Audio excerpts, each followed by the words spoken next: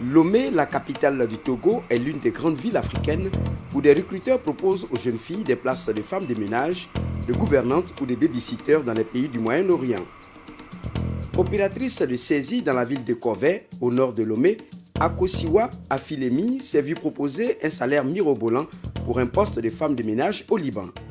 Persuadée qu'elle gagnera mieux sa vie dans ce pays qui jusque-là lui était inconnu, elle a accepté l'offre. Dès cet instant, les choses sont allées très vite. Un passeport lui est rapidement établi par les recruteurs, puis direction Beyrouth au Liban. Sans vous mentir, lorsque je suis arrivée, c'est ceux avec qui je vais travailler qui ont venu me chercher à l'aéroport. Maintenant, ils m'ont amené dans leur maison. En même temps, là, on t'enferme. Le premier signe que j'ai constaté, avant de sortir, s'il n'y a personne à la maison, on t'enferme toi seul. Mais les difficultés que j'ai eues, parce que leurs enfants, on ne les met pas au dos là-bas. Voilà. Tu vas tout le temps courir derrière l'enfant. Et là-bas, j'ai suivi un enfant de 7 ans, de 7 mois. Donc, tout le temps, je cours derrière lui.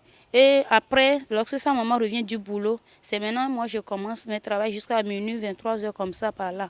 Et déjà à 5 heures, je me réveille. Là, je peux dire que là-bas, je mange au moins 2 fois là-bas par jour. Donc, là-bas c'est bon, mais je ne sais pas que c'est bon. C'est là que j'ai décidé que ça ne va pas, que c'est trop fatigant que je vais quitter. Et maintenant, j'ai quitté la famille dans laquelle j'ai tombé en n'en parlant pas. C'est très, très, très difficile. Là-bas, tous les enfants sont grands. Je n'ai plus petits enfants que je garde. Seulement, je travaille. Mais si j'ai travaillé là-bas, au retour de la famille, parce qu'eux tous, ils vont au travail, ils reviennent tous à 15 heures. À leur retour, maintenant, on y va chez la maman de la dame. Maintenant, là-bas, c'est là-bas que je travaille encore plus que là où moi-même je suis. Et maintenant, on quitte là-bas à quelle heure il veut. Et si on est de retour là, malgré que tous les travaux sont finis, je n'ai plus rien à faire. Je suis obligée de m'asseoir à la cuisine jusqu'à l'heure où ça plaît à la madame avant de me dire d'aller se coucher. Tout le temps, lui, son problème, c'est de m'insulter. Si elle revient là, j'ai fait mes travaux ou pas où, c'est l'insulte. Déjà au portail, tu vas entendre le nom Élise. Donc c'est mon nom qui est Élise. Elle m'appelle comme ça là. Ce sont des cris. Elle commence par crier sur moi tout le temps, c'est du cri. Bon, comme j'ai décidé qu'elle m'amène au bureau, elle sait que je n'ai rien fait. Et maintenant, là, elle ne peut aussi pas me demander pardon de rester. C'est par là, elle est partie me vendre à un autre bureau. Parce que je suis venue par un autre bureau. Elle m'a amené maintenant dans un autre bureau, que je cherche à aller au bureau, non? Voilà. Qu'elle va me montrer. Elle est partie me vendre à un autre bureau. C'est là où j'ai demandé que je vais voir ma madame bureau. La bureau par laquelle je suis arrivée, que je vais la voir. Ils m'ont dit qu'il faut savoir qu'à partir d'aujourd'hui, là, c'est ici ton bureau. Je dis, mais je ne comprends pas. Ils ont commencé par me gifler comme ça. Que pourquoi j'ai demandé d'après ma madame bureau. Et c'est par là, il m'a enfermé pendant 4 jours. Le 4e jour, il m'a envoyé au travail. Je suis partie au travail. Je suis encore restée là-bas. J'ai fait 3 mois là-bas. Maintenant, le 3e mois, tout le temps, l'autre madame, là, elle m'insulte, mais elle m'insulte dans l'arabe. Donc, moi, je ne comprends pas l'arabe.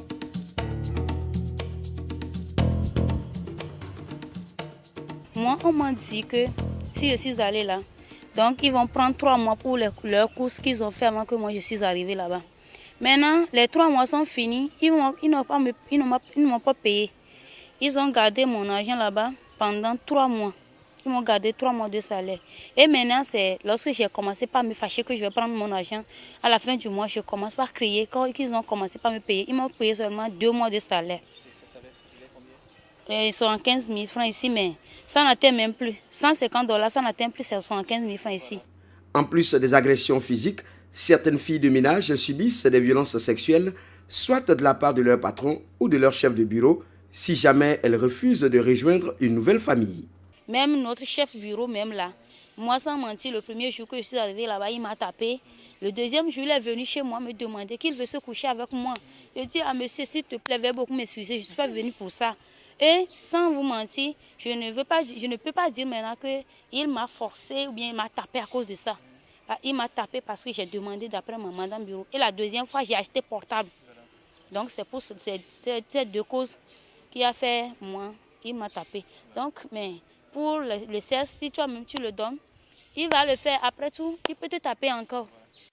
Si aujourd'hui Akosiwa peut faire ce témoignage, c'est grâce à l'action du mouvement Martin Luther King du Togo. Ayant constaté une montée du phénomène, Il facilite désormais le retour des filles qui le souhaitent. Dès que nous avons été saisis, nous avons remonté jusqu'à la filière, à ces réseaux-là clandestins qui vivent aux dépens de ces filles, parce que c'est un commerce qui est juteux où ils ramassent beaucoup de sous, ils en font un fonds de commerce.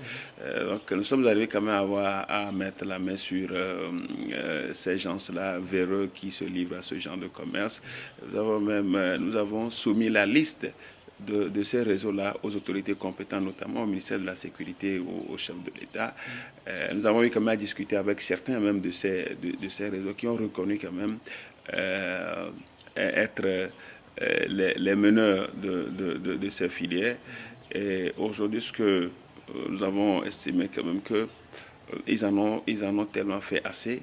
Et nous avons demandé leur implication dans le retour de certaines filles. Bon, ce qu'ils ont pu faire, mais notre attente n'est pas encore satisfaite, puisqu'il y a d'autres filles qui sont encore restées là-bas. Ce sont plus de 1500 filles domestiques togolaises qui vivent et travaillent encore dans ces secteurs au Liban. C'est dire donc que le combat pour le respect de leurs droits n'est pas encore gagné pour les défenseurs des droits humains. Là où les droits de l'homme sont violés, là où la dignité humaine n'est pas respectée, notre mouvement est présent. Donc, nous avons estimé que depuis que nous avons été informés, nous avons été saisis au début de cette année 2014, nous avions estimé que là, c'est la violation flagrante des droits de l'homme, c'est le non-respect de la dignité humaine. Et d'abord, c'est ce qui a motivé notre implication. Donc, c'est pour faire de telle sorte que les gens là puissent recouvrer leur liberté, leur dignité humaine. C'est ce qui est primordial pour nous, parce que leurs droits sont violés.